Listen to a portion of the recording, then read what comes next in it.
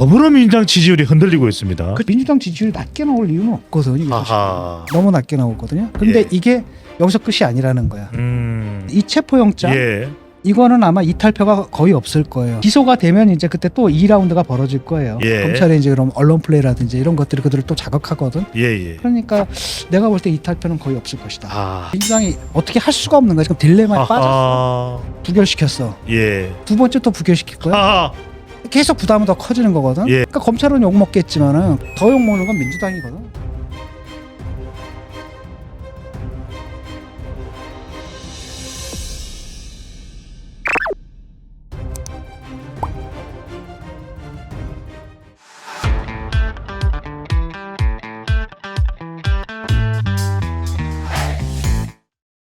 지금 이재명 대표 구속영장 쪽 체포동의안 이야기가 나온 이후에 더불어민주당 지지율이 흔들리고 있습니다. 그쵸. 지금 이 지지율이 특히 호남 40대 화이트 칼라도 뭐 큰 폭은 아니더라도 부분적으로 흔들리고 있다.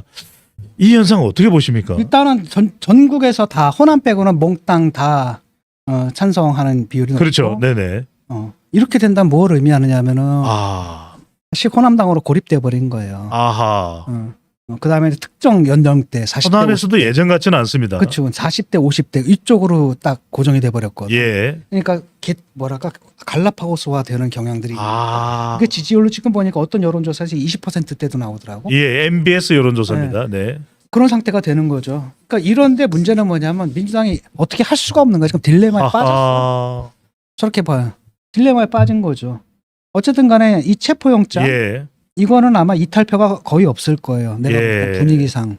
왜냐하면 첫 번째로는 검찰이 그 꼭지를 땄어야 되거든. 하하. 그 꼭지를 못 땄단 말이지. 예. 쉽게 말하면 비명계들 중에서도 뭐냐면 이거 보자. 체포영장을 보고 거기서 정말 돈 받은 거. 예. 여기에 대한 증거가 실려 있나. 그것만 있다면 우리가 나설 명분이 되는데 아하. 그게 없으니까 나설 명분이 없는 거예요. 예.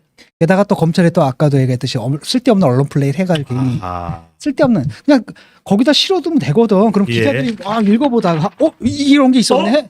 그럼 더 크지 네. 파급이. 아하. 그런데 멍청하게 그렇게 김을 빼버린 거예요. 예. 이러다 보니까 얘네들은 이제 열받은 거지. 지금 스팀이 나갔다 이렇게 봐야 되겠네요. 그러니까 민주당 지지자들 사이에서 열받으니까 네. 이런 당원들 지지자들의 분위기를 이 사람들이 무시할 수가 없거든. 아하. 그래서 사실은 그동안에 이재명 체제를 가장 강력하게 비판해왔던 사람들은 생각해 보세요. 예. 김종민 의원 있잖아요. 아. 이 사람도 보니까 이게 뭐죠? 찬성표 못 던지겠다. 아. 그다음 이상민 의원은 아주 공공연하게 얘기하지. 예. 나는 찬성표 못 던지겠다. 아. 라고 얘기하고 이런 사람마저도 이렇기 때문에 나는 이탈표가 나올 수는 없다고 봐요. 아. 거의 안 나올 것이다. 방송에서 나오는 뭐 28표 뭐 비명계 이탈표 이거는 너무 꼭지를 땄을 때 과하다. 예, 꼭지를 꼭지를 못 땄으면 땄다. 이제 아. 그들도 명분이 있거든. 왜냐 예. 이 지지자들이 몽땅 다 뭐랄까 친명 팬덤이 돼버렸는데 예. 그럼에도 불구하고 이런 얘기를 하려면 뭔가 좀 확실한 증거가 있어야 되고. 아하. 근데 그게 없는 거고 지금 나오는 혐의들이라는 게 상당히 중요한 혐의들이긴 하지만 예. 이미 언론을 통해서 상당 부분 보도가 됐기 때문에 이 충격이 완화된 상태거든. 아. 그러니까 사람들은 이게 뭐야 별거 없네 이렇게 지금 민주당 지지자들은 얘기하는 예. 거예요. 그러니까 여기서 거기 이런 그저 당내 대사를 거슬러 가지고 발언할 수 있는 아. 명분이 없기 때문에 예. 그다음에 이제 검찰의 수사 예. 검찰의 이제 그럼 언론 플레이라든지 이런 것들이 그들을 또 자극하거든. 예. 그러니까 내가 볼 때 이탈표는 거의 없을 것이다. 아. 그러면 체포 동의안은 부결될 가능성이 높다. 이렇게 봐야 되겠네. 27일 날입니다. 그건 거의 내가 볼 때는 100% 부결이고. 예. 100% 부결이고. 근데 이제 그 다음에 문제예요. 예. 이게 딜레마거든. 여론이죠. 이재명을 끌고 데리고 갈 수는 없어. 예. 예, 데리고 가면 지금 지지율 어떻게 됩니까? 아하. 떨어진다. 지금 지지율 국힘과 민주당의 지지율 차이가 예. 리얼미터 조사를 보면 두 자릿수. 오차 범위 밖으로 국민의힘이 앞서는 결과입니다. 두 자릿수예요. 막 16%, 예. 13% 차이까지 막 나와. 아. 갤럽은 굉장히 보수적인데 예. 갤럽도 7% 차이가 나버린단 말이에요. 예.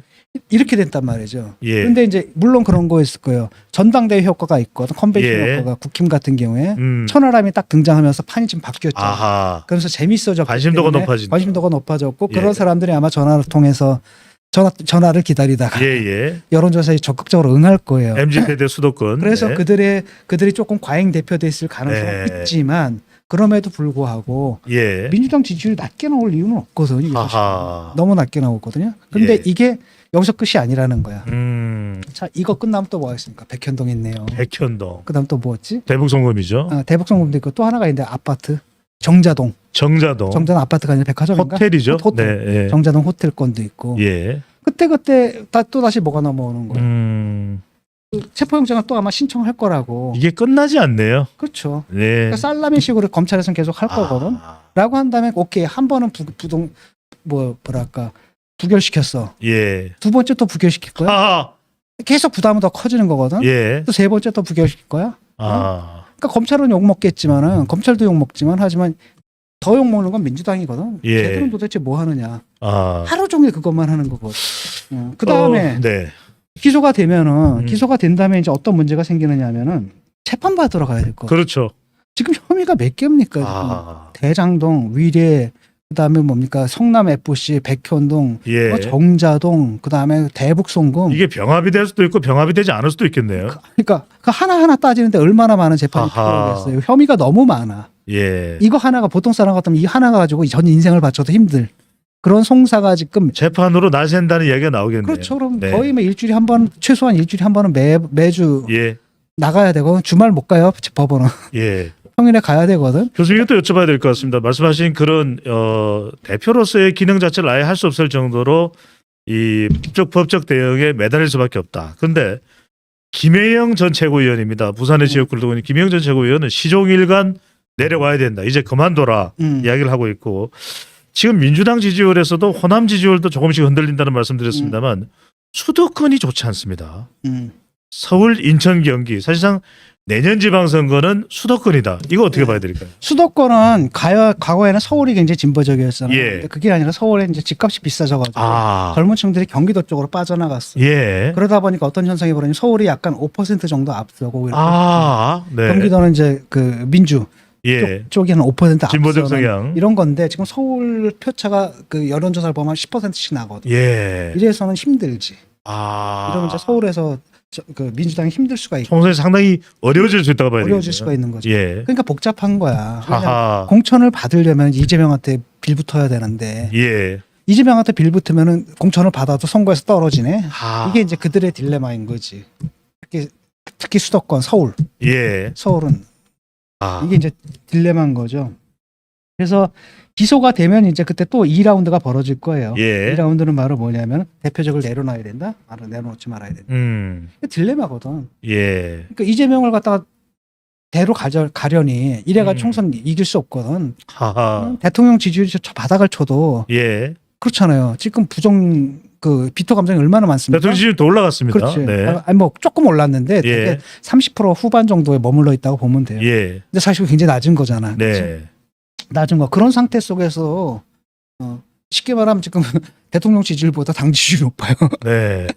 그건 말하면 대통령이 못하고 있다는 얘기거든요. 그런데도 더불어민주당이 그런데도, 정치적 반사 이익을 못 가져가는. 반사 이익을 전혀 못 받고 오히려 네. 떨어지고 있다라는 거고, 그다음에 이게 추세가 계속 가거든. 예. 사법 리스크가 계속 되면서, 하하. 그다음에 이제 법원에 가게 되면 이제 뭐가 등장하기 시작하면 이제 증거가 등장하기 시작. 예. 문건이 등장하고 뭐가 음. 등장하고 녹취록이 등장하고 예. 진술 어떻게 했는지가 다 등장하거든. 신문 매번 재판할 때마다 그 신문 계속 때려댄다. 아. 라고 한다면 이게 유지가 되겠냐라는 거예요. 그러니까 이제 예. 기소가 되면은 그때 이제 2라운드라는 겁니다. 그래서 저희 다 차이가 있는데 박지원 같은 경우는 예. 김혜영이 가장 센 것 같더라고요. 네네. 김희영 전 최고위원입니다. 당장 더불어민주당. 내려와라. 네. 라고 하고 박지원 같은 경우에도 대표 물러나는 얘기는 하지 않지만 영장 심사를 받아라 얘기를 하고 있고, 예. 이상민 의원 같은 경우에도 딴 건 몰라도 기소가 되면 당원에 따라서 당연히 당대표직을 물러나야 돼. 내려와야 된다. 라고 얘기를 하고 있고, 네. 박영선은 좀 약해가지고 공천권 내려놓는다는 선언이라도 좀 해라. 근데 그거 내려놓을 수가 박영선 있나? 전 장관이죠. 그쵸. 네. 공천권이 핵심인데 예. 이런 목소리들이 지금 나오는 게, 왜냐하면 이재명이 공천을 해서는 안 된다는 거야. 아. 왜냐? 뻔하거든. 그 애들 안 칠 거거든. 예. 그리고 안철수가 기가 막힌 수를 냈는데, 신명. 네. 안철수가 오랜만에 굉장히 정치적 안철수 후보입니다. 안철수 후보가 정말 오랜만에 명언을 냈는데 예. 프레임을 글로 가져가겠다는 거 아니에요. 아. 내가 리스트 만들겠다. 친명 개딸파 예. 수도권에서 아. 걔들 리스트 딱딱딱딱 만들어가지고 봐라. 내가 예. 이재명 방탄했던 그놈들이다. 아. 라고 하게 되면 이제 반이재명 좌표 찍히네요. 좌표 네. 딱 하면은 그때면 선거 구도가 이제 글로 갈 수밖에 없어요. 예. 방탄했던 민주당 예예. 친명계. 방탄 후보 이렇게 되겠네요. 그다음에 그 개딸들의 행태라든지 예. 이 친명계 의원들의 행태라든지 이거 국민들이 굉장히 부정적이고. 이른바 개딸 후보가 되겠네요. 그러면 선거 구도가 그렇게 짜여 버리는 거예요. 그냥 아하. 짜. 저런 애들한테 그다음에 어떻게 했습니까? 쟤들이 169석 가도 했더니 봐요. 체포동의안 부결시켰죠? 예. 자, 그렇기 때문에 쟤들한테 의석 빼야 됩니다. 이렇게 가버리면 이제 선거가 끝나버리는 거죠. 예.